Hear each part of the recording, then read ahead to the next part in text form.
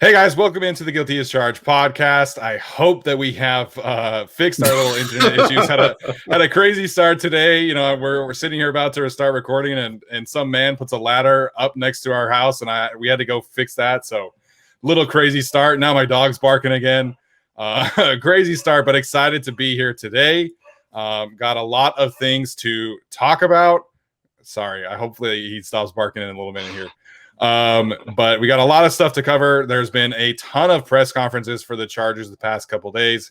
And of course, we are going to do our 53-man roster projection today. So fun episode planned. Joining me as always are Tyler and Alex. Alex, how you doing, man? And how are the 76ers doing? Probably not great. I don't know what Joel Embiid's knee is like. It's probably a mess. But something that's not a mess is that Tyler is officially engaged. I wasn't here last episode. Well, actually, I was, but not really. But we won't talk about that appearance. But yeah, I would just like to announce that for everyone in the GAC audience who is single, I am officially a representative. I am taking that title now that Tyler is officially off the market. Tyler, how you doing, man? I'm great. I'm happily engaged, Migged. I know a lot of people in the last set of comments were unhappy that I decided to talk about my engagement. So I'm going to talk about it a little bit more. It was a really, really good time. I had a great time seeing my extended family and giving people so many hugs. And, you know, if you want to go down the guest list, I can. It had her father named Ricardo and her mother named Sherry. My parents are named John and Andrew. I'm kidding. I'm not going to keep you guys hostage. But listen, we'll talk about whatever you want. Guess what? We have like 2 minutes of chatting about whatever, and then we talk about Chargers football. So hang in there. And if 2 minutes is too much for you, that's why you're still single.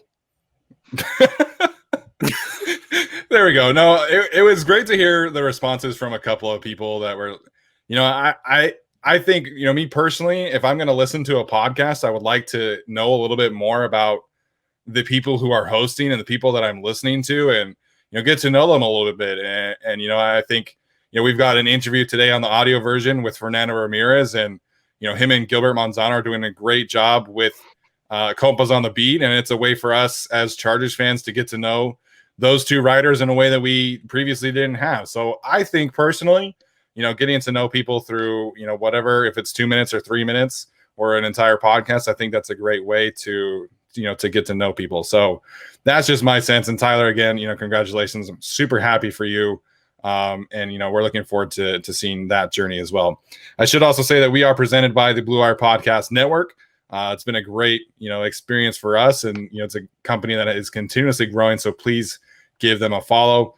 So we're going to transition right now. The audio version of my interview with Fernando Ramirez is going to happen right now. And then after that, we'll talk about some of the press conferences and our roster projection. So here is Fernando. All right. So like I said, there were 8 press conferences since we have recently talked. You know, there's been, you know, players and, of course, Brandon Staley. I would like to start with what Jared Cook and Corey Linsley talked about yesterday. One of the reporters asked Jared Cook, you know, how much of this offense is rooted in the Saints, and someone asked Corey Linsley how much is rooted into what he knows.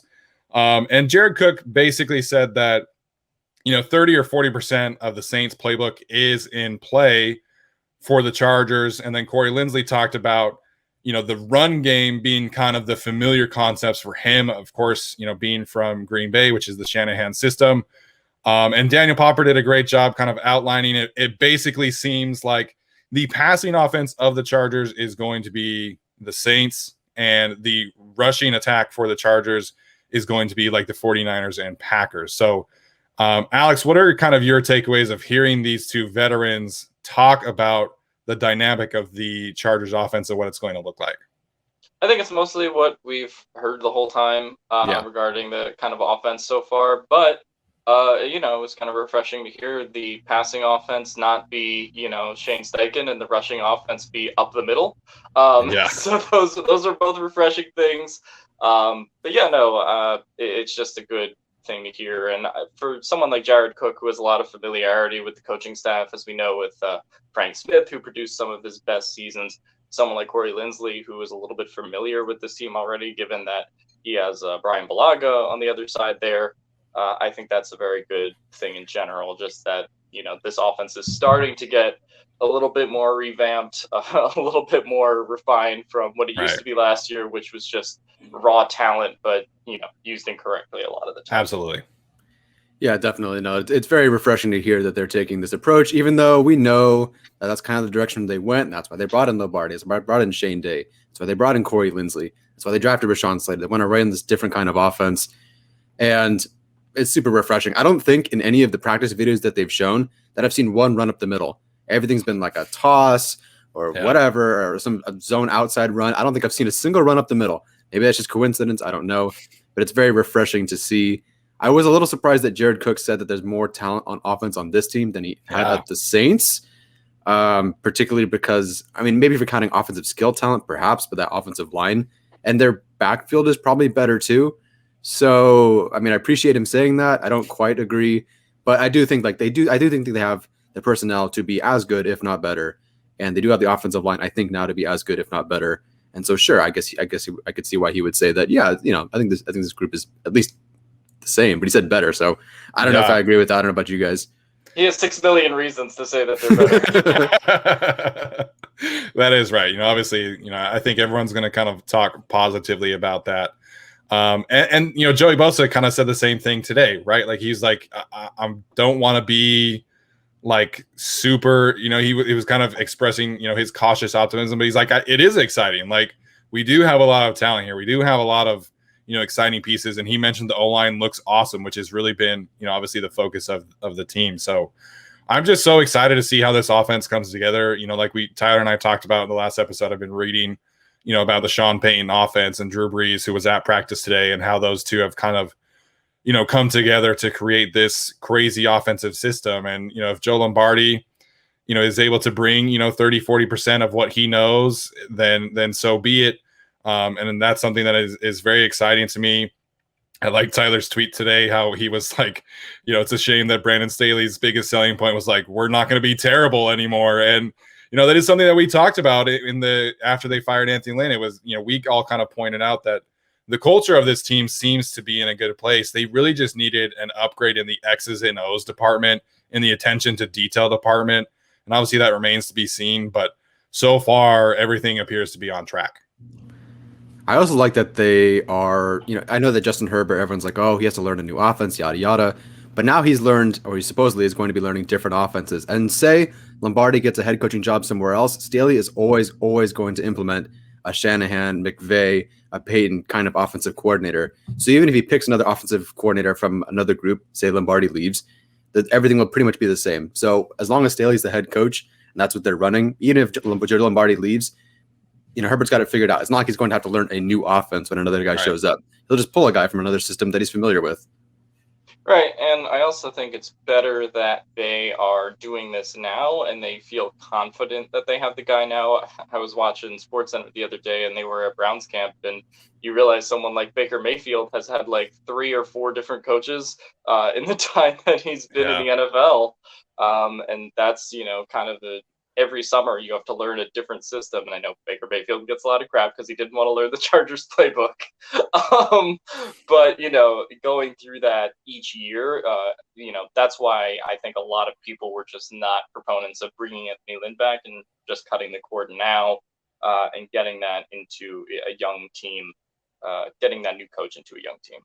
Yeah, absolutely. And I'm glad that you talked about Brandon Staley in that way, because he's saying all the right things in terms of building this offense around Justin Herbert, and that's not going to change, right? And who's to say like you teach this offense to Joe Lombardi and Joe Lombardi brings it in and he teaches everybody else, and perhaps he leaves and then maybe Frank Smith gets elevated offensive coordinator, maybe Shane Day gets elevated offensive coordinator. So it seems like there would be an organic level of growth within the offense, and that's something that Brandon Staley has talked about as well. So they are not shying away from expectations about Justin Herbert, which I personally love. That's the name change today, Justin Herbert to the moon. And Drew Brees and Brandon Staley kind of echo the same things, that like, yes, people might be talking about the Chargers in a way that's very positive, that it does have high expectations, but their expectations for Justin Herbert like they're not expecting a sophomore slump. They're not expecting anything less than improvement from what he did last season. I love that Brandon Staley said, he did have a good season last year. He did have a good rookie season, but he's going to be in a better place at this time next year than he was this past season. So I love the way that they have handled him, and it is kind of a concern, right? The sophomore slump is very infamous, but I love the way that they are attacking Justin Herbert's development, and I cannot wait to see how that pans out. And this is the whole point of taking him. I mean, everyone talks about, why do you take him? His ceiling. Why do you take Patrick Mahomes? Right. It's his ceiling. You just had to get him into the NFL first, but now they have the talent to maximize his ceiling. And so, yeah, the sky is the limit. That's the whole point of taking him. And it's great to have a coaching staff and an offensive line that will maximize that. Well, I mean, we'll talk about the, roster projections in a little bit, but, I know there's going to be some Easton Stick fans that are sad that we're not maximizing his talent instead. Yeah. Very weird. Very weird. Maybe it is maximized. Very true. So let's shift a little bit to the defense. Without trashing the previous head coaching regime, Drew Tranquill's comments about just, it seems like, the entire off season, and right, it just seems like this team has gotten smarter. It's gotten more intelligent. And that's what Drew Tranquill kind of echoed, right? Like, we all remember the days when we had to see Denzel Perryman or Drew Tranquill, line up in the slot against Tyreek Hill, and Tyreek runs the slot fade, and you're just like, well, what is happening here? And I liked how Drew Tranquill was like, kind of laughing off, and he was like, I think that I can cover anyone, but that's Tyreek Hill. Like, that's a different dude. And so, yeah, and it just seems like this defense is really going to be able to seek out positive matchups, let people, do what they do best. Kenneth Murray has talked about, I'm going to play more downhill. Drew Tranquill kind of talked about, hey, my thing is coverage. Like, I'm going to cover more often. Same with Kaiser White. But it is just kind of funny. Like, everybody's kind of just shitting on Gus Bradley and his scheme. And in the process, I will say, in credit to Gus Bradley, like, they're in those Chiefs games in particular, he did hold Patrick Mahomes to, right, 174 yards in that game. Tranquill was referring to, but there were also moments where, he didn't adjust, right? Like, man, the Mexico game and then the Chiefs game the year after, like, everyone was screaming at the television, hey, put a QB spy on Patrick Mahomes and don't let him run for a first down. And, he continuously let him run for first downs in those extended Chiefs drives. So that wasn't great. And that's just, so I think if you adjust better and you have guys that are more comfortable with their matchups, that definitely is a better thing. I don't think Gus was necessarily a bad defensive coordinator, but right, I do think he was someone that was a little bit stuck in his own ways. Yeah, I'm starting to think he sucked. Every one of his players. Listen, I expected Jalen Ramsey to come out and say that, like, yeah, Jalen Ramsey's a talker. He's a corner. He's a talker. He's an athletic former first-round pick. He's going to talk. Kenneth Murray and Drew Tranquill couldn't have had, like, the nicer profiles of anybody that they've taken. That's very high character, kind people. And then when asked about Gus Bradley, they're like, that guy? Like, so, like, I didn't think Bradley was bad, really, but the way the players are, especially someone like Murray and Tranquill coming out and saying, I wasn't good at that thing they were asking me to do, and now I'm in a position to do things that I'm good at. Like, my Gus Bradley thing, I'm starting to, like, I hesitate to say this, but I really think, like, Gus Bradley was almost a bigger problem than Anthony Lynn last season, because that's pretty rough. I mean, he had all the talent, he just never could maximize it. But now he has Yannick Ngakoue and Max Crosby. And so I know that the potential is going to be, I mean, if you talk about maximizing talents, there you go. Yeah. Maximized, pun intended. Or not intended, maybe. Yannick Ngakoue saying that they're the best edge rushing duo. Jeez. Yikes, man. Like, there is a kind of a method to the madness of Gus Bradley, but you've got to have elite talent to be able to do what he does best. And, it's simple, and that's his thing. Like, that's what he wants to do is, give the players one or two reads. This is what we do on a play-to-play basis.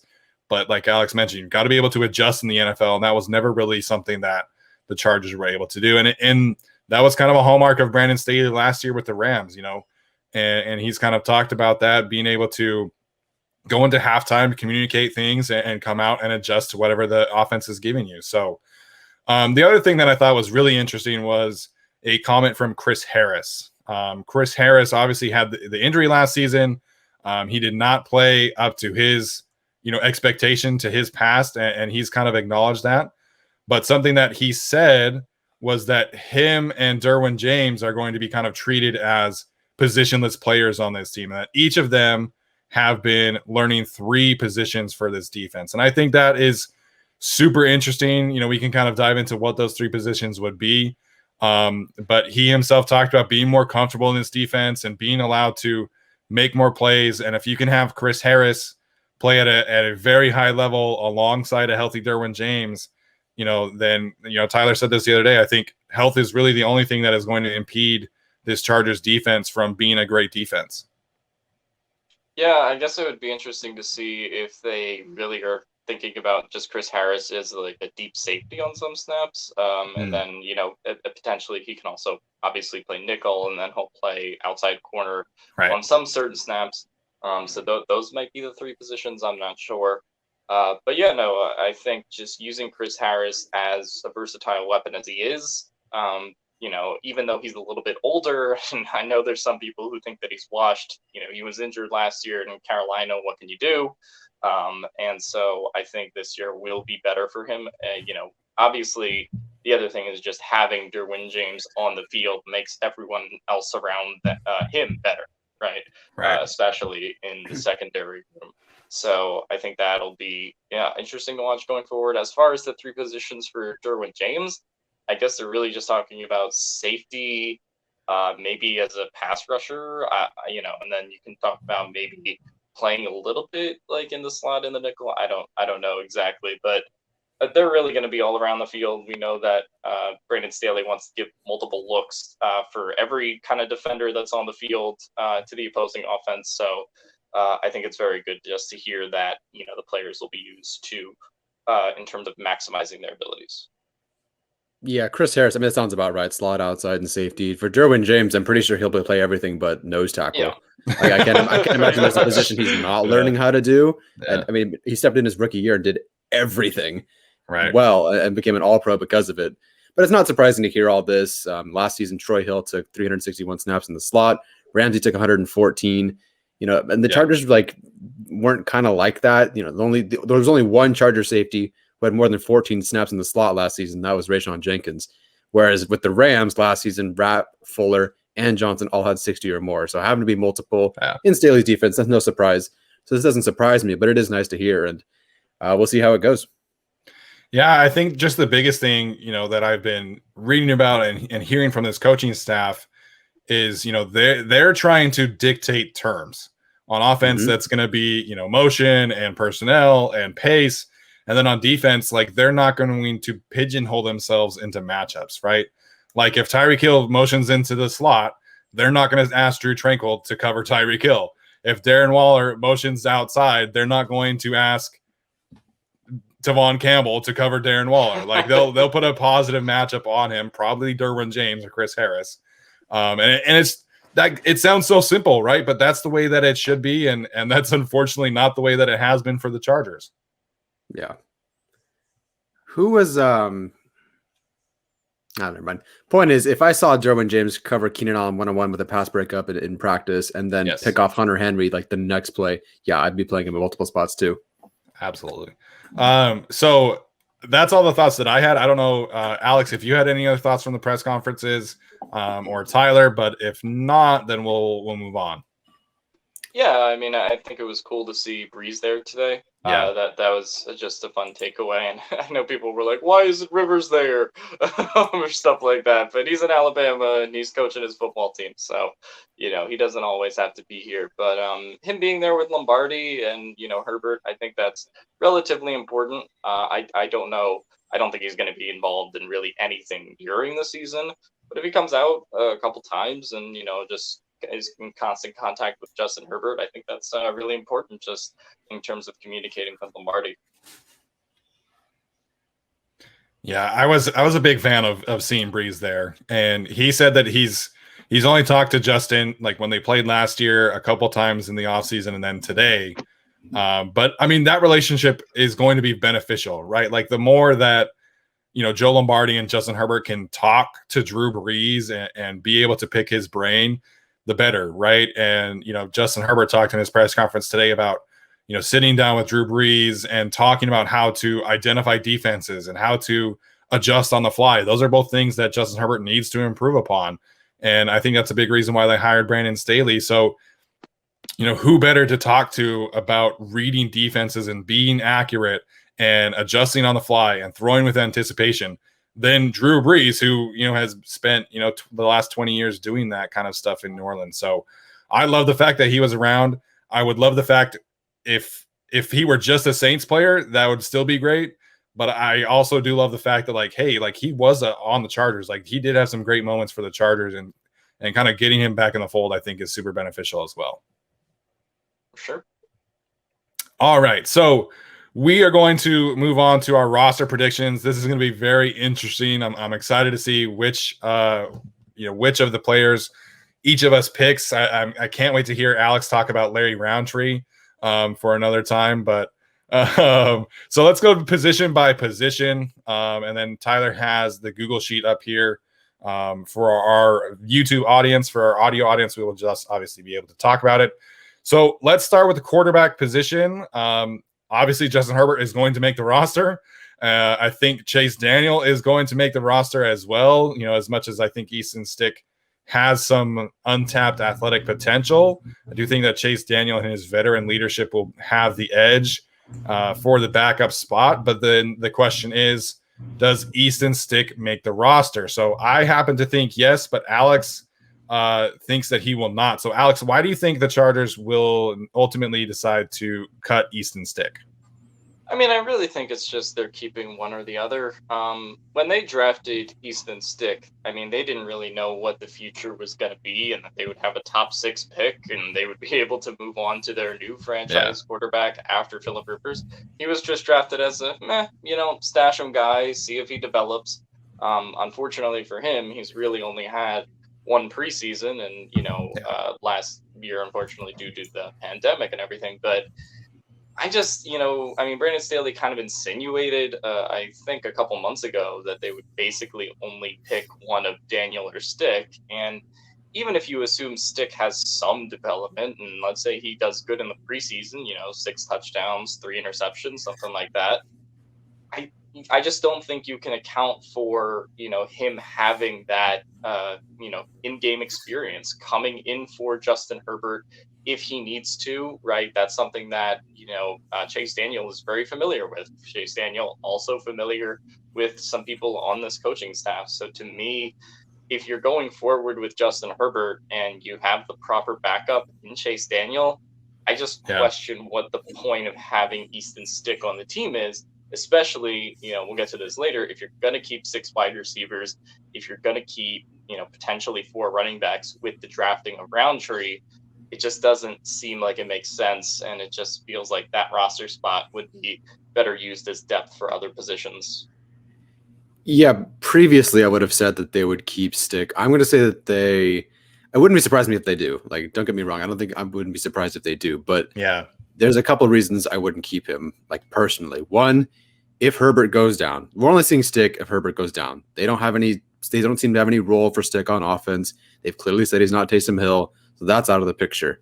So we're only seeing Easton Stick as a backup, I guess, if Herbert goes down. And Chase Daniel's now your starter.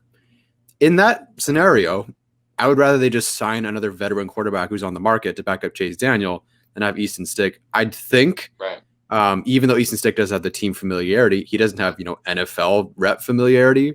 So I wouldn't exactly trust him, even if, I had to have, if you're down to QB3 and it's a backup, the second backup veteran that you've signed, you're screwed anyway. You're just going to hand the ball to Eckler, try to get it to Keenan Allen, whatever. So I just, at that point, I wouldn't want Easton Stick on the field. And the second reason I wouldn't keep him is because the Chargers need some help at depth at different spots. And I don't think they don't have that luxury to be able to keep Easton Stick this year. I think particularly on defense, there's a couple of guys, maybe some undrafted free agents, who I don't want to say they would deserve a spot more, but I would like to see them on the roster more than Easton Stick, because I do think those guys on defense are going to hit the field at some point, and they are more necessary than a QB3. Yeah, I don't disagree with either of you, right? I think, the NFL is built to really only carry two quarterbacks. Like, you need those other roster spots, and neither of you are wrong there. Mm-hmm. I just wonder a little bit, the Saints always carry three quarterbacks, whether that is partially because Taysom Hill, it was technically a quarterback, but not really. Like, that's kind of up for the debate, right? But yeah, I don't know. I kind of lean towards predicting that they will keep him, just because I think that this team views him as somebody that they can continue to develop, somebody that they invested a decent, amount of draft capital in to be that backup of the future. And I do also think that they know that Chase Daniel is getting up there in age. Like, Chase Daniel's not going to be the backup forever. So I tend to think that they'll keep Easton Stick around. Maybe that's on the practice squad. If they do cut him, maybe they're able to keep him there. Mm-hmm. I'm not super confident in saying that they'll keep him. I think you guys both made great points. It just kind of feels like they would want to hold on to him for another year and kind of see what they have with a new coaching staff.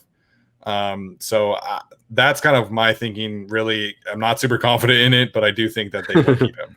And I also, just want to say that, like, there's going to be people that say, like, oh, if they cut Easton Stick, that means that pick sucked and was a failure. It's like, right. Not really. Like, no. If the other choices there, and Jason Reed actually wrote an article about this on Pulpit, where, like, Darius Slayton, Scotty Miller, and Myles Gaskin. Am I losing sleep that I didn't get any of those players because we took Easton Stick? Yeah. No. And so, yeah. Just directions of franchises can change. I don't think they could have predicted when they took Stick that, they were going to have a 5-11 season and that Phillip Rivers would be out 1 year later. They seemed relatively confident at the time that they were going to re-sign him, but didn't happen. So I think directions of franchises can change, and that's not necessarily a bad thing or negative thing. But I also wouldn't mind keeping him on the practice squad, like you said. Yeah, I think if you really wanted to go look at recent draft history and look at teams that were drafting backup quarterbacks, like, I would, wager that like 90% of them end up not making the roster. So, I mean, the Easton Stick has been on the roster for 2 years, and, we'll have to see if that kind of continues, but we'll move on to the running back position. Do either of you think that this team keeps Darius Bradwell around? I hate that, me being the biggest one on this group talking about a player's weight. Darius Bradwell still looks like he's big, man. Like, he's bigger than Gabe Neighbors, and Gabe Neighbors is a fullback. Like, I just don't see a world in which they keep Darius Bradwell, unfortunately for him. No, yeah, I don't think there's any world where they keep him, especially because they drafted Roundtree. So if you're keeping at max, I think 4 running backs, there's just no spot for Bradwell unless some really bad injury happens to Justin Jackson or Kelly. Unless something like that happens, I just don't think there's really a spot. Yeah, he has neither the financial nor draft investment in him over any of these guys. So, yeah, the talent, we haven't seen him. Perhaps he has a good preseason. But, I think at this point, the 4 that we all agree on are going to be making the team. Yeah, so I guess the question is, I put this out there on Twitter for other people to talk about is, who would be a surprising potential cut candidate. It seems like a lot of people, the most popular choice there is Joshua Kelly. So, Tyler and I kind of talked about him and, the pecking order there. Alex, do you think there's any chance that this team cuts Joshua Kelly and only carries the 3 running backs and not the 4? Or where do you kind of land on who they keep, who do they not keep? I think there's a chance. I don't think it's particularly likely just because it is the same GM. And, I don't think Tom Telesco wants to be like, yeah, let me just throw out that 3rd round pick I invested a day 2 pick into. Right. Like, or 4th round pick, day 3. So, whoops. But yeah, so I don't think that they are going to cut him. And I think that they can hope with this new coaching staff, he'll be better. A lot of people also mentioned Justin Jackson. but I wouldn't cut Justin Jackson either, given his. I know a lot of people are questioning his injuries and his overall health, but to me, he's still the second most talented running back on this team, regardless of that, until we see more from Kelly and Larry Roundtree. So I just don't think there's any of those running backs that you're really cutting. Yeah, no, I completely agree. And at this point, looking at those 4 guys, Eckler and Jackson were either hurt or did get hurt by week 4 of last season. Yeah. So you're probably keeping 4 guys anyway, because in the blink of an eye, you're going to need both of them.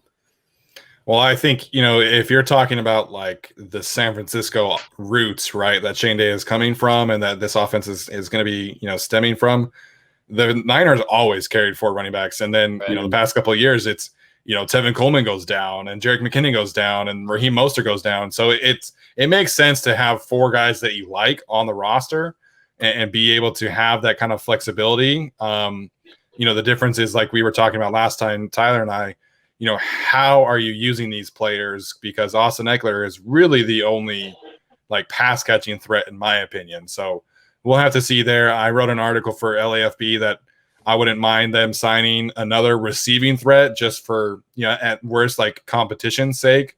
And, a guy like Duke Johnson is still out there and be able to potentially get another weapon in there. But, it does seem like they are content. So looks like all 4 of us are predicting all 4 running backs on the roster. We'll move on to the tight ends. Of course, you have Jared Cook, Donald Parham, Trey McKitty, Steven Anderson, the undrafted free agent Hunter Kampmoyer, and then Matt Sokol, who has been with the team for, I think, a couple years just on the practice squad, and then Gabe Neighbors as well. So any chance for either of you? I think Hunter Kampmoyer could maybe push for a spot, being like that new guy, special teams guy, a blocker potentially.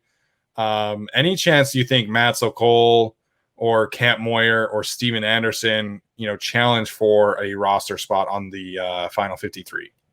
I think it kind of breaks down into Anderson and Parham compete for that sort of receiver spot, and then you have a receiving tight end spot. Then you have a bunch of guys competing for that kind of blocking role, like Neighbors and Kampmoyer. I think that's a little bit how it breaks down. Obviously, we'll see more in the preseason and training camp. Yeah. For me, I went with Jared Cook, Donald Parham, Trey McKitty, and Gabe Neighbors. I think they basically keep 3 tight ends and 1 fullback. So, maybe, Steven's idea of converting Hunter Kampmoyer to fullback sort of comes into play here on the final roster. But to me, I just think it's kind of redundant to keep 4 tight ends again at this point, especially with the signing of Jared Cook and the drafting of Trey McKitty. They simply seem to see him as the future tight end of this team in general. So to me, I think you're really only keeping 3 tight ends and then 1 fullback. Yeah, I think I agree with that. I definitely think so. I definitely think he's out. Sorry. I think Sokol is out. Sorry. So yeah, what it comes down to is really these 4 guys. I do think Neighbors makes the roster, especially if their run game is going to be rooted in more of a San Francisco style where they use Kyle Juszczyk 500 times a season. Yeah. So, it's really Parham or Anderson. But, what we talked about, or Steven and I talked about in the last episode, was that 3 tight end set. And you want to be kind of multiple in those sets as a guy who can block. Like, you leave him in a block, even if you have 3 tight ends and he's out there and he just blocks the entire time, whatever. But he's also a receiving threat. I don't think Anderson has that duo rolled down. Is he a better pass catcher, like in theory, than Parham and McKitty? Probably. But he doesn't have that second element to him as a blocker. And he was responsible for many issues last season. So, yeah, obviously Cook makes the roster. Obviously McKitty makes the roster. I do think Donald Parham makes the roster. They have talked highly of him so far. Yeah. Like I could totally see Anderson making the roster, and I'd have no problem with it because he is a bit of a more proven pass catcher. But I do think the Chargers put so much stock in Trey McKitty's Senior Bowl and, of course, the development of Donald Parham and what he showed. So those guys, I do think they think higher of them as receivers than maybe even we do. So could I see Anderson making the roster? Totally. Nothing against it. But in this case, like, I think he's the odd man out because he's not the stronger blocker. And then, they do keep Gabe Neighbors. So this one could swing either way for me, and I honestly wouldn't care either way. But, I'll say Anderson doesn't make the roster here. I agree there, and I do like his skill set. I do trust his ability after the catch, probably more than anyone else not named Jared Cook of this group. I think Anderson is a really, really good athlete after the catch. He could give you some fun, screen packages and things like that. But when you have Jared Cook, it kind of becomes a little unnecessary. And I love the way that Justin Herbert talked about Jared Cook today as someone who can stretch the field vertically from the tight end spot. Still at his age, being able to move the way he does is going to be fun to watch. And then, Donald Parham, the thing that Joe Lombardi said about Parham is that he's 6'8". Like, you can throw the ball to him anytime. Like, he's going to be open. And Drew Brees kind of talked about that with, Michael Thomas and Mike Williams, saying that, some guys are always unguardable just because of their natural gifts, and being 6'8", like that creates a lot of advantages for Parham. So if Parham comes into training camp and he really, really struggles, then sure, I guess you could make the argument that Steven Anderson, a little bit more safe of a player, what you're getting with him.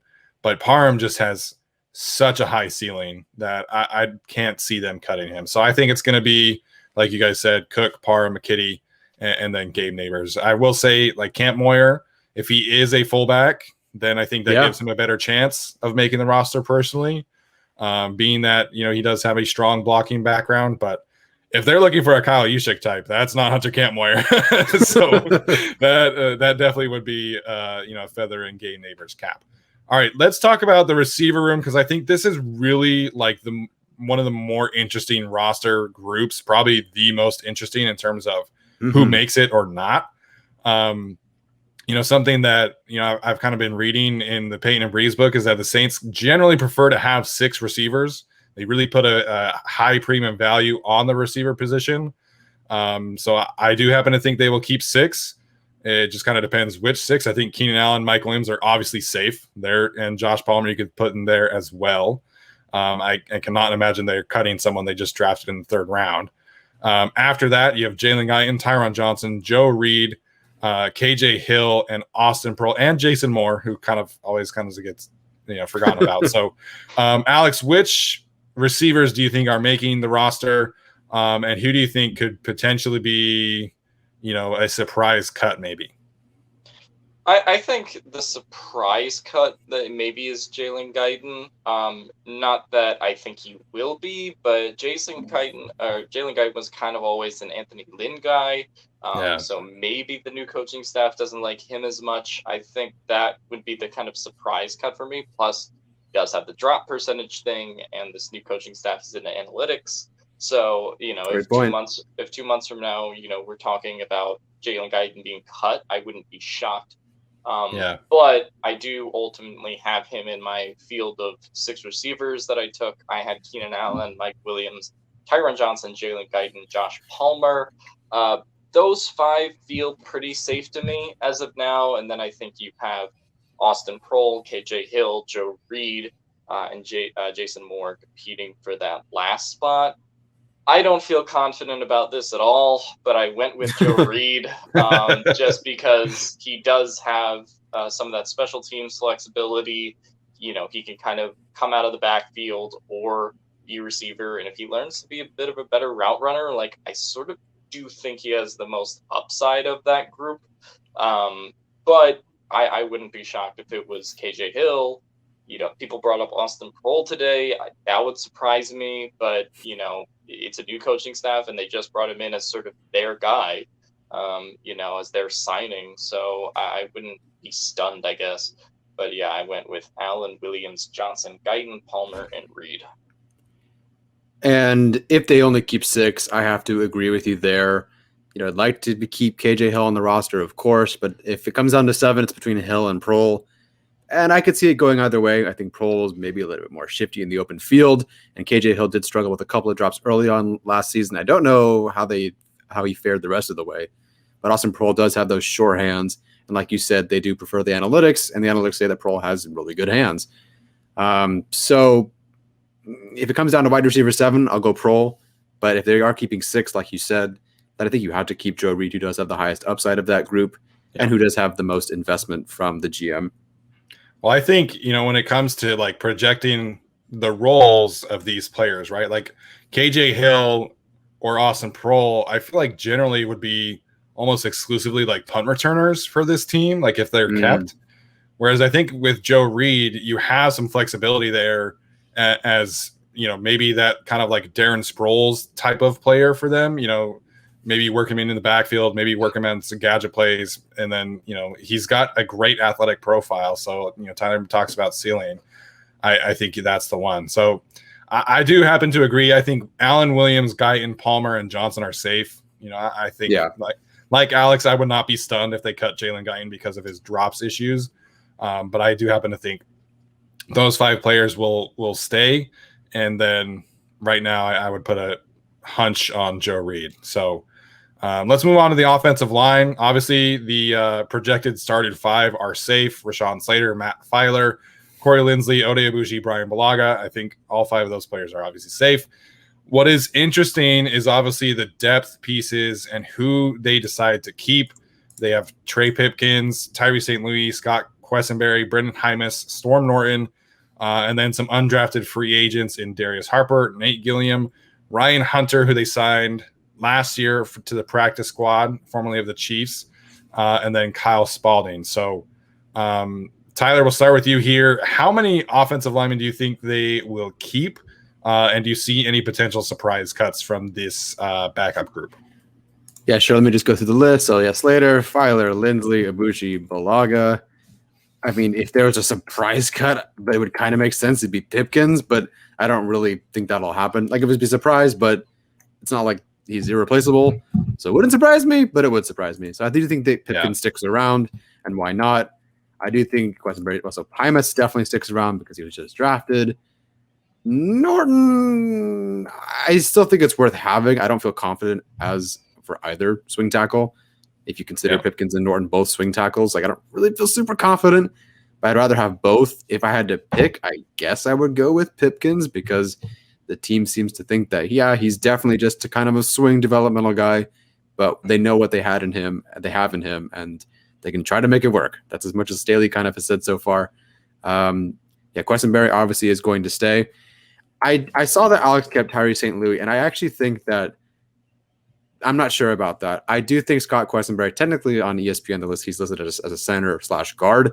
And I believe maybe because they were out of bodies, but Quessenberry was taking some snaps at guard as well. And so I do think that he actually kind of could fill as that extra guard, swing guard, if you will, or swing interior offensive lineman behind the other guys.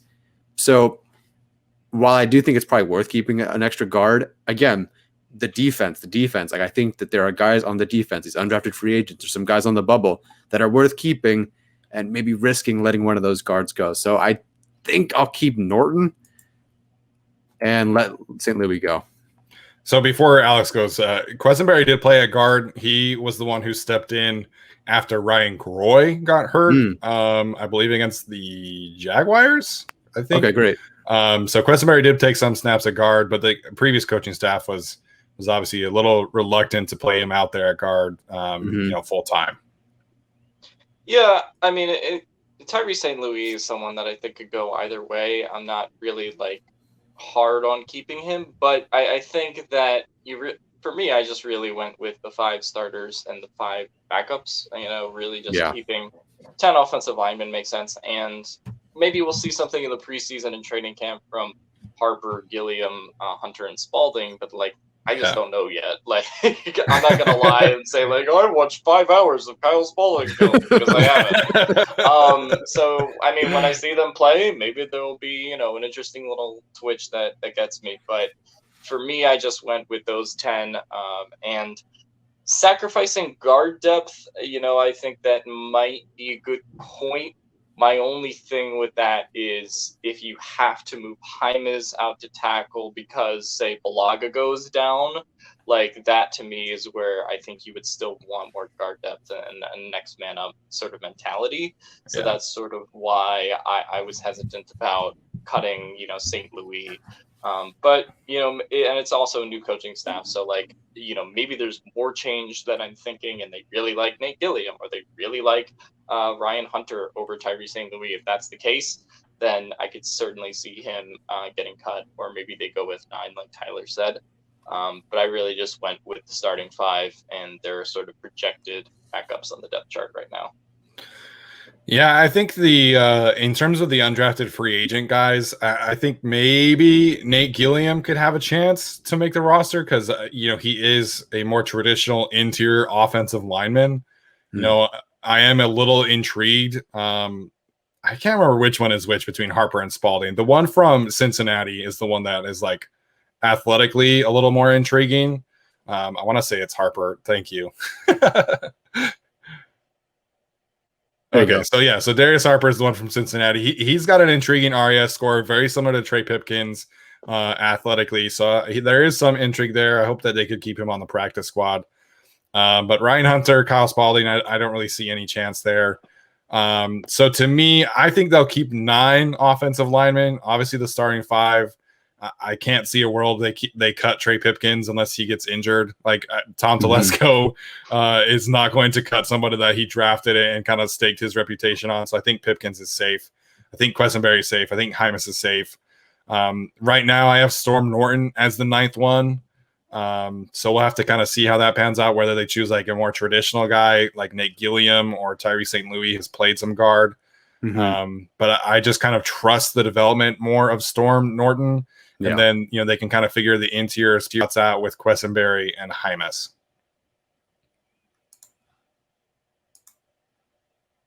Bye. All right, let's move to the edge rushers. Joey Bosa, Uchenna Nwosu, Kyler Fackrell, Chris Rumpf, obviously all safe.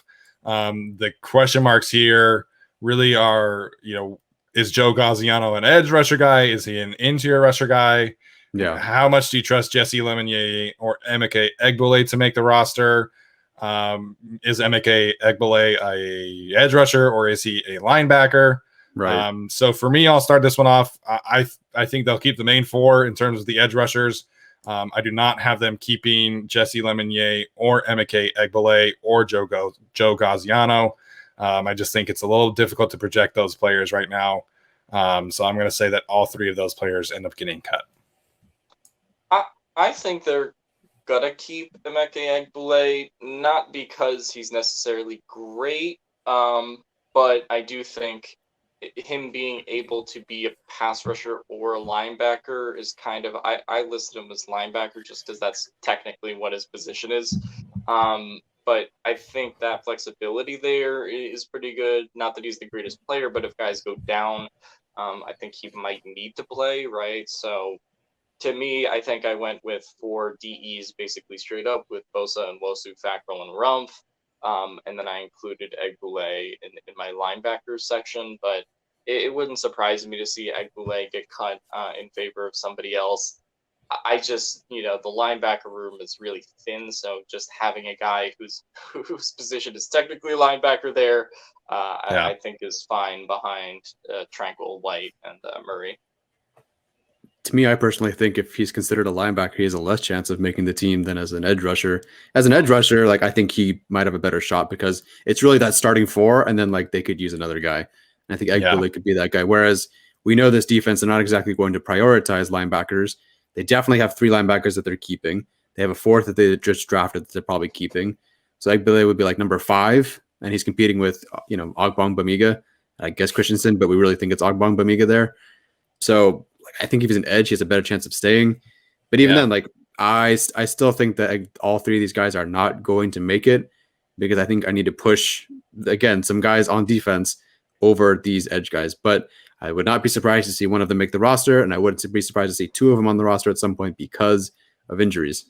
Yeah, absolutely. I do think of those 3, I'm a little bit more intrigued by Joe Gaziano, somebody that I really liked coming out of college as a late round sleeper, the all-time leader in sacks at Northwestern, which to me matters a lot, being able to go up against Big Ten competition. No shade to Liberty or Houston, but to me, I kind of trust Joe Gaziano a little bit more there. So, Tyler has this here as nose tackle and defensive tackle. You could group them just as defensive tackles if you like. Pretty much. But to me, if you're talking about nose tackle, defensive tackle, I think it's just going to be Linval Joseph that makes it. I don't really trust Braden Fehoko or Forrest Merrill to make that spot. I guess you can make an argument for Fehoko. Maybe he makes a little improvement. He's obviously being featured on the social media pages quite a bit. I think that to me comes down to him or Christian Covington, who they signed. And to me, I'm going to trust the veteran presence there with Christian Covington. So I don't really care about the differentiation of nose tackle and defensive tackle. I just mishmash them into one group. But yeah, I do have Linval Joseph, Justin Jones, Jerry Tillery. I think that's pretty obvious. Yeah. And then there are kind of some question marks. Does Cortez Broughton come back? I do think Covington ends up being their rotational piece. Yeah. And I do have Fehoko making the roster, but I'm not necessarily confident about that pick. I think they could definitely drop him in favor of another corner, or if they feel like they need a little bit more help on the edge. So that to me is negotiable, I guess, in terms of making this roster. But yeah, I did have Joseph, Jones, Tillery, Covington, and Fehoko. Yeah, I have to let Fehoko make this roster just because, unless Foster Moreau, I didn't watch him. That was not my guy, so I don't know. But Cortez Broughton, your pass rusher. Covington, slim down, high RAS score, kind of your pass rusher. Jared Goldwire could not hold up at the point of attack against the run, but he is a very quick first step pass rusher kind of guy. And I just think Fehoko is the only guy that kind of can be your anchor in your 3-4 outside of obviously Joseph. And so, if Joseph goes down, are you sticking Justin Jones, a nose tackle? I don't know. So I just think Fehoko being on the roster is almost a necessity at this point. If he's replaced by Murrill because he's a better nose type, that's fine, I suppose. But I just don't think any of these guys really have that same kind of bigger, heftier, point of attack sort of right. Thing that Fehoko has, which Fehoko is not much of a pass rusher either. I would actually just say Foster Muriel does have a really great hefty point of attack. Okay. The problem is it's just that's he's it. not that's it. He's just not very fine, and I don't think he's going to be much of a pass rusher. He's just kind of maybe situational early down run stuffer, which as complicated as Brandon Staley wants to make this defense in comparison to say the Anthony Lynn years and Gus Bradley. Right. I just don't see really a spot for him, and Fehoko already has a year of NFL experience under him. So to me, I just think he wins out in that regard. But maybe somebody like Murrell ends up kind of being that undrafted free agent. But I have a couple that are interesting later. But yeah, totally. So all three of us have Christian Covington making the roster then? Yeah. I would definitely keep him. I think he's a necessity just because they don't have Damian Square anymore, and they don't have a reliable rotational guy. So I think they have to have him. And he's had a relatively long, stable NFL career. Yeah, I think that's a great point. Pointing out the Damian Square kind of role. I think Braden Fehoko could absolutely make the roster. I think Cortez Broughton could as well. Yeah. The other guys, I think that last spot to me. So I have 5 defensive tackles. Okay. To me, it comes down to Cortez Broughton or Braden Fehoko, just kind of maybe what their preference is there. Totally. I think those two players obviously have 2 different skill sets. So let's move on to the linebackers, the inside linebackers, if you want to be that specific. Obviously, I think Kenneth Murray, Drew Tranquil, and Kaiser White are safe. Tyler, do you have anybody else making it? Obviously, you have Egbele as an edge rusher. So what do you make of the linebacker group after the starting trio? Nick Neiman, slam dunk, should absolutely make the team, if nothing else than a special teams contributor, but also as a guy who can actually play in some coverage. So I think he's definitely making the roster, especially because they've invested a pick in him. I believe Darius Swinton has already spoken highly of Amen Ogbongbemiga. Yep. And if he makes the roster, great. I get to keep saying that name. I wasn't a huge fan of his as a linebacker, but as far as undrafted free agents go, and a guy you can't undrafted free agent making the team and contributing on special teams is perfect. That's a perfect year one. So I could absolutely see him making the team. I do think he does make the team, even though that's a lot of linebackers for a team that's not going to use a whole lot. But then kind of like we talked about with, say, running backs, Murray's got a broken shoulder practically that he's recovering from. Tranquil played 3 snaps. Kaiser White is hurt every single season. And so I do think you should probably keep another guy on the roster. I don't know. Like, I guess, Staley's talked about, or the linebackers have talked about playing downhill and being more downhill linebackers. And I guess that's Ogbongbemiga. But then they also talk about, like Chris Harris said, Tranquil and Murray are going to do a lot more coverage this season as well. And that's not Amon Ogbongbemiga at all. Mm-hmm. So, like, it could swing either way. I'm going to say they keep him, but if we have to do some gymnastics to get this roster to 53 once we recount, then I could move on from him as well. So I'll say keep for now, sort of. And then I don't know about Cole Christensen, so I don't know. Yeah, I'll change my mind. So I originally had 6 linebackers and 5 cornerbacks, but I think I'm going to keep an extra cornerback and cut Egbule, who I had as a linebacker. So I'm going to go with the 5 of. I do think Ogbongbemiga makes the team, as well as Tranquil White Murray and Nick Neiman. So I think you'll have those 5 linebackers. Egbule might be the kind of wild card here, just because I do think he offers more as a pass rusher than, say, like Ogbongbemiga does. Yeah. But I do think, I really like saying that name. But I think that it's pretty safe that they'll go with 5 over 6 linebackers, and then have an extra corner. Yeah, I do agree that they'll keep 5. I think the vision that I have in terms of the linebackers is that you have the starting trio. You have one that's like a rotational / special teams guy, which is clearly Nick Neiman. And then you have a 5th, which is like exclusively special teams in an ideal world, of course. So that to me it's Amon Ogbongbemiga or Cole Christensen.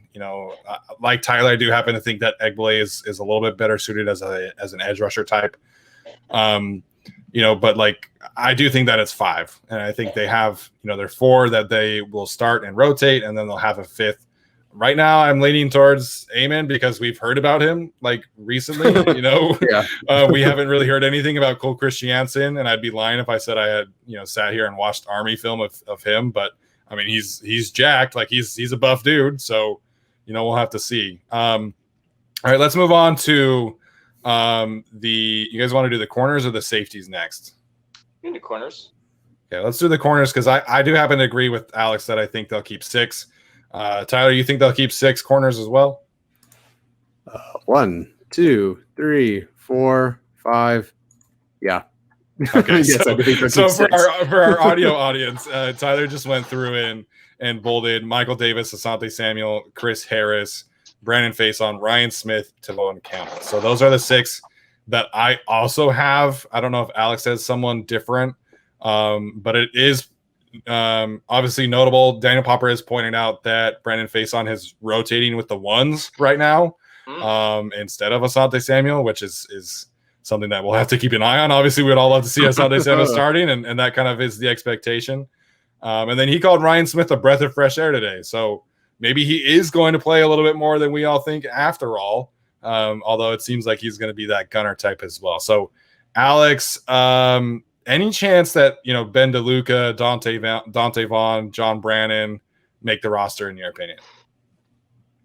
I think Brannon is theoretically possible because he was on the team last year, so he does have that experience. But to me, I just think they have too many bodies that are also in there. I mean, they signed Ryan Smith. Ryan Smith is going to make the team because he plays special teams, and they envision him as their ace. Faison is going to make the team because he's rotating with the 1s. And I think Tavon Campbell is, I think, maybe the guy that you could probably pull out based on hey, if Ben DeLuca or, any of those guys are really, really shine, then you could probably cut Tavon Campbell. But to me, I think he's the more safe pick. I also think he started playing well towards the end of last season. So, I would want to see a little bit more of him. Just continuing as a Charger. So to me, Davis, Samuel, Harris, I think everyone's in agreement there. They're not going to cut their 2nd round pick like we've been saying. I was a little bit conflicted when I was making this because I thought, I was thinking 6 linebackers, but I do think they'll ultimately go 5 linebackers, 6 corners. I was sort of thinking maybe they'll take 1 fewer corner because part of the reasoning for them taking 6 corners last year was because Derwin got hurt. but Derwin could also get hurt again. So like, that's always a possibility. And I think with the way that Brandon Staley kind of prioritizes cornerback usage over linebackers, I think 6 is a safe bet, and I think we're all in agreement in terms of the guys. Yes, as far as the corners go, yeah. Sorry.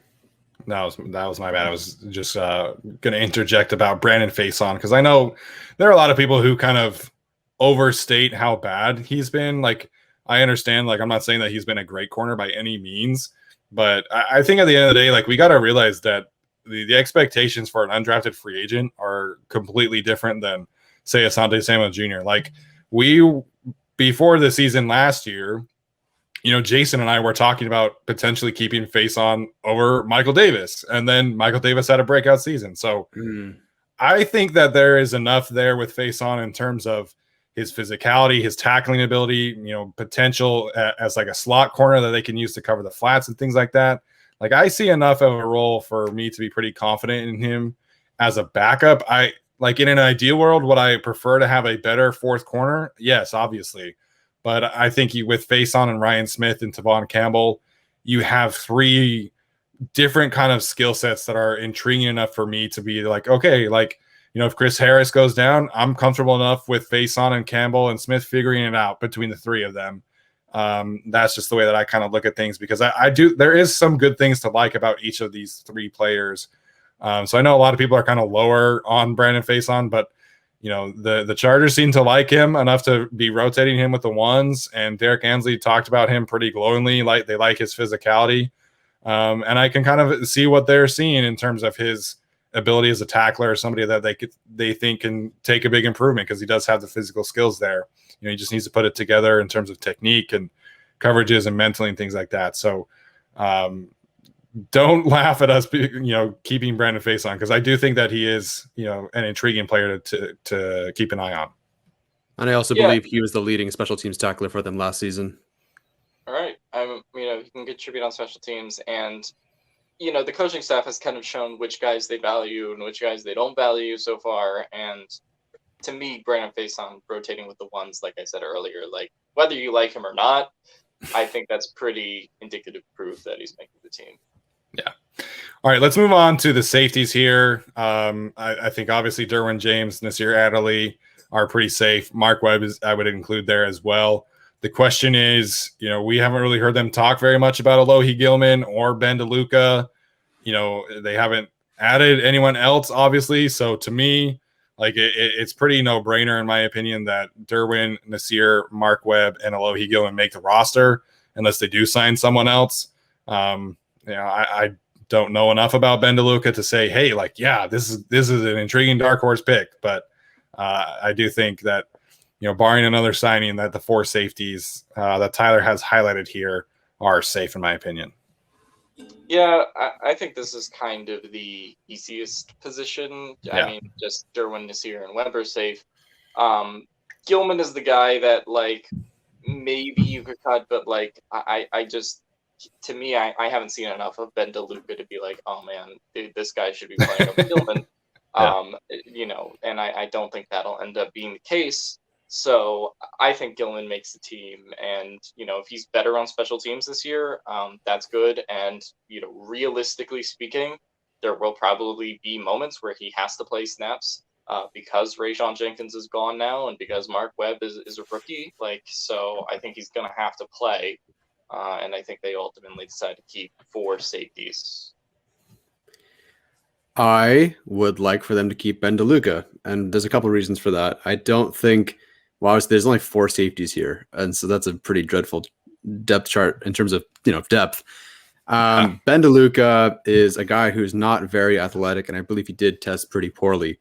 But for a defense that wants to be multiple and learn multiple spots, he did play corner, slot corner, free safety, strong safety, and was all over the field. He's their leading, I think it's Charlotte. Charlotte's leading tackler, all-time leading tackler. He's a captain of the team, and he doesn't miss tackles. He's a very low missed tackle rate. And so for a guy who can play many different positions, tackle very well, I do think he has a special teams role. And then one injury, one guy goes down, and Ben DeLuca is on the field. So I don't know how many safeties they usually right. So I don't know how many safeties they've usually kept. Like I think they had a Dye, Watkins, not James. I don't know.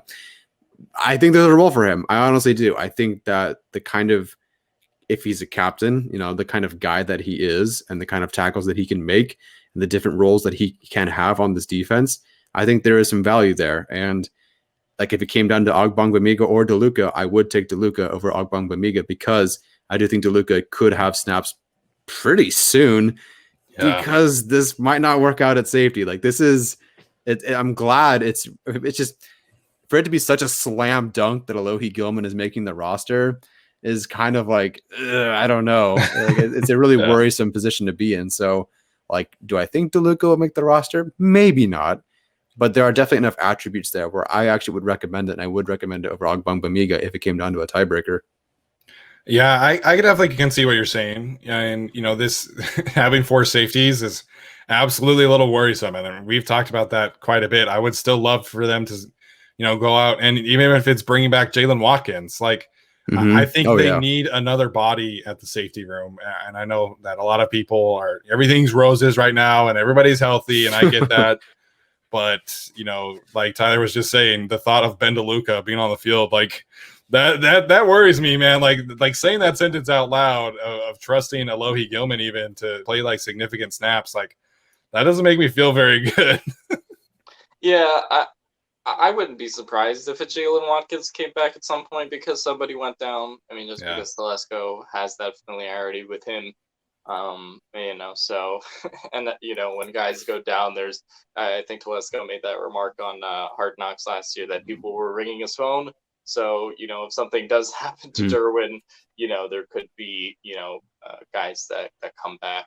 So to me, I don't feel great about the 4 safeties, but I also don't know how great you're supposed to feel about your 4th safety anyway. Like we are talking about guys that are lower on the depth chart. Like, how confident am I in Chris Rumph as the last defensive end remains to be seen. When we talk about edges. So, like, to me, there's a lot of guys on this roster that I'm not totally confident in at the end of it, but it's the end of the roster. Yeah, and if they have Chris Harris playing a little safety, then, like, I guess that would alleviate some pressure. But then you're also, like, you put Chris Harris at safety, then you have to bring in Faison Smith or Campbell. Like, so it's just some give or take there. I still think, they have the roster spots right now to bring in more bodies. And, we've talked a little bit about some of the free agents remaining out there that they could potentially sign. But to me, like, if they're looking at, potential additions left, I think I'd love to see another veteran on the offensive line, and I would love to see another veteran in the safety room and potentially an edge rush. I think those 3 are the spots there. So we talked a little bit. Obviously, we did a whole episode on kickers. Does anyone think that Ty Long is not making this roster? I think he is, but I do think there's a chance. I would say it's maybe 20% that they do a special teams clean house kind of thing, which is like, we've already talked about Michael Badgley and maybe Cole Mazza not being safe. So if those 2 aren't safe, then, is Ty Long the shoe-in that we think he is? I don't know. I do ultimately have him making the roster, though. Why is Cole Mazza not safe? Not that, like, I don't, like, listen, I don't know jack shit about how this guy's doing. I didn't see him throw the ball over Ty Long's head. So, like, is he in danger just because there's another body who can do the exact same job and might be cheaper? Yeah, I mean, I don't even know if it's a cost thing because they're both undrafted, like, free agents. I mean, but to me, if you have a new coaching staff and they brought in Ryan Langan and we saw the Georgia State long snapper hype tape, I don't think he's in serious danger of not making the roster. But if the new coaching staff decides they like the long snapper better, then I think that's like. To me, it's not like, okay, you have this intense wide receiver competition. Like, it's just, which long snapper do you like better? And I could see them going with a different guy, being that it's Darius Swinton, a new special teams kind of coach at this point. Yeah, I put Langan down, but literally for the only reason I did that is because of the hype video. Like,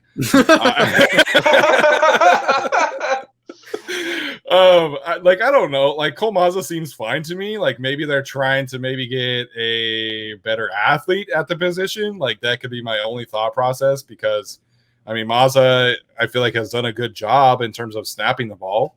I can't really remember many instances in which he has put the ball on the ground. So I don't know. Like he seems like he's doing a good job, but Yeah. I like that hype video, man. It was funny and it was like I've never seen a long snapper hype video before. So that's the only reason I have for choosing Langan over Cole Mazza. Yeah, I'm not gonna act like I've watched 5 hours of long snapper film, like we've been saying this episode. But to me, I just think it could be maybe the coaching staff likes their guy that they picked as an undrafted free agent better. I did pick Langan to make the team just based on the fact that they kind of brought him in, but I could easily see it being Mazza, and I don't care. It's the fucking long snapper. So this is the moment that's going to define our podcast. If we are right, and by we I mean you two are right about Ryan Langan, then by golly, we called it first, and I will share this all over social media. That's the flag right there. We're planting it. Ryan Langan, sign us up. All right, so going back to it, I do think that Tai Long is safe. So the one that is most up in the air is obviously kicker. I do think the long snapper is probably about a 50-50 chance. Flip a coin, whoever you want. But I do legitimately see a chance that each of these three kickers could make the roster. Right now, like if you had to ask me, I'm kind of leaning towards Vizcaino just because of what Darius Swinton was saying about him. He kind of had the best review of the three kickers when Swinton had his press conference. Obviously, none of us are going to know for sure. In most of these positions, right, we're just guessing right now in June, and things can obviously change once we get to training camp next month and in preseason and stuff like that. So I think kicker, more so than the other positions, is going to be up in the air. I think right now, if I had to choose one, I would probably say Vizcaino just because Swinton talked about him pretty highly. Yeah, it could be Vizcaino. But when we did our kickers episode and we did our undrafted free agents episode, I planted my flag into Kessman Island. I'm a Kess man, but to me, I just think, he has the best leg, and I think he has a really good college record. I mean, kicking in one of the hardest stadiums to kick in. Yeah. Yeah, and really what this all comes down to is how they do in preseason and training camp. And, right. One guy goes 5 for 9 and the other guy the other two go, 6 for 7, maybe this isn't a conversation. It's really just going to be, can you convert or not? But I just don't trust Michael Badgley on making long field goals, which is weird because he does have the longest field goal in franchise history. But he just hasn't been able to kick that distance in a while. And what Swinton said about, having two kickers, to do one to do the kickoff and one to do the field goals. I don't think they're going to be doing that this year. So to me, Badgley is out, and then I think it's really down to Kessman and Vizcaino. Whichever one they take, I don't know, but I'm a Kess man. Okay. Well, first of all, it's not sad. It is what it is, and he deserves it, if you will, that Michael Badgley's not even being really talked about at this point. I thought he had a much better shot to make the roster until Swinton came out and said, no, we like this kind of kicker. And that was clearly not Badgley. So, unless they go out in the preseason and they get the ball and they drive the ball to the 35-yard line and they just spike it a couple of times and then have Michael Badgley kick a 52-yard field goal with a gun to his head, we really won't know how he is in those situations. And if he's not hitting him in practice, that's the coaches will know that. We won't unless we're able to go see it. Right. So not Badgley, which is kind of a bummer. But because Swinton said that he had scouted Vizcaino, I'm going to go with him. He did speak highly of him, and the fact that he legitimately not only said he scouted him, but kind of knew his history from college or wherever he was all the way through his game with the 49ers, was it? That it just seems like they're interested in him and have done enough homework on him.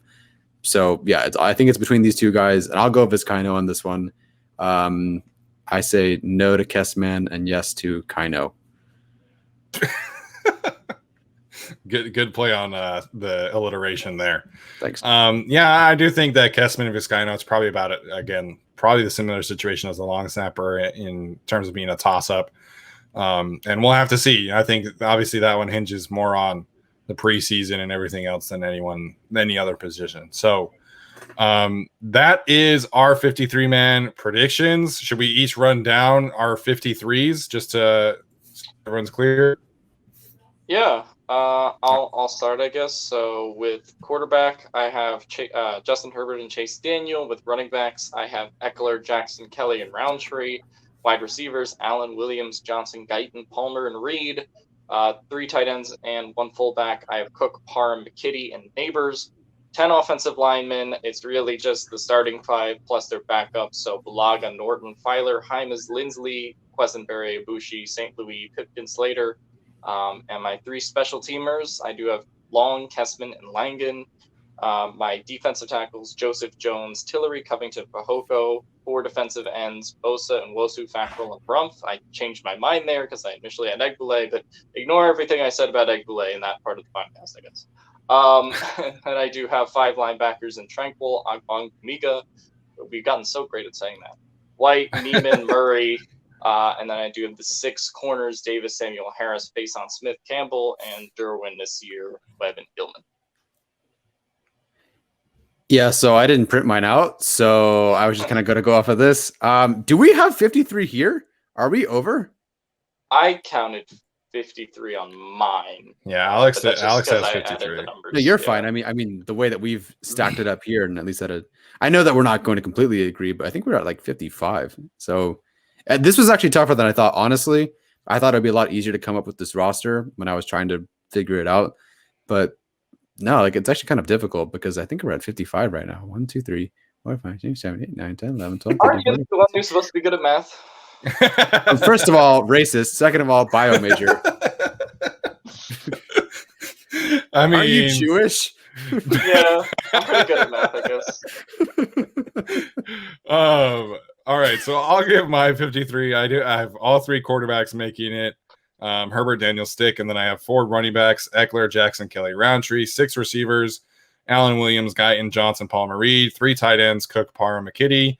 1 fullback. I have 9 offensive linemen. The fullback is Gabe Neighbors. Obviously, offensive line, I have Slater, Filer, Linsley, Abuji, Balaga, Hymas, Quesenberry, Pipkins, and Norton. I have 5 defensive tackles: Joseph, Tillery, Jones, Covington. I flipped a coin and said Broughton for the 5th. Edge rusher, I have Bosa and Wosu, Fackrell, Rumpf. I have 5 linebackers: Murray, Tranquil, White, Neiman, and Eamon Ogbong Bamiga. I have 6 cornerbacks: Davis, Harris, Samuel, Faison, Smith, Campbell. 4 safeties: James, Adderley, Webb, Gilman. 3 specialists: Ty Long, Tristan Vizcaino, and Ryan Langan. Is it? That is the 53 for me. Awesome. Langang. There we go. All right, guys. Any other thoughts before we wrap up today's show? No, I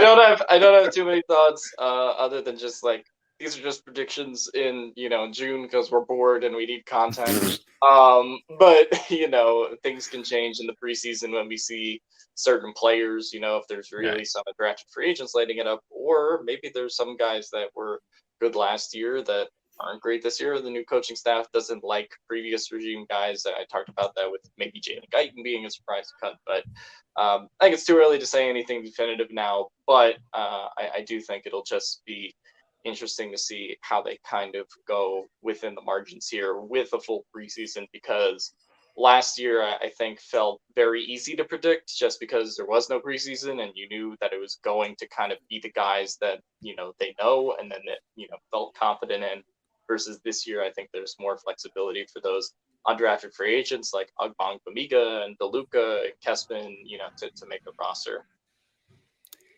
Yeah, I thought it was easy to predict last year when everyone was telling me that Bobby Holly was the first team guy, and then they fucked me over. So whatever. Like I don't know. I can't wait to see some preseason football. The only reason we're doing this, well, not the only reason. At some point we were going to do this episode, of course, but like I think we suggested this because someone else suggested this. So that's kind of where we're at with our creative talents right now, our creative flow. So if you want to suggest something else for us to do, have at it. Let us know as long as it's nice. Yeah, as long as it's nice. Yeah, absolutely. Let us know in the comments if there's anything you guys want us to talk about in particular. On the topic of special teams, make sure you guys go check out Arjun's video on the Chargers' historically bad special teams unit. He does a great job. He's been crushing it, man. His analytics videos about Justin Herbert and potential regression there were fantastic as well. And then Scott Simpson has been crushing it on our fantasy outlook videos as well.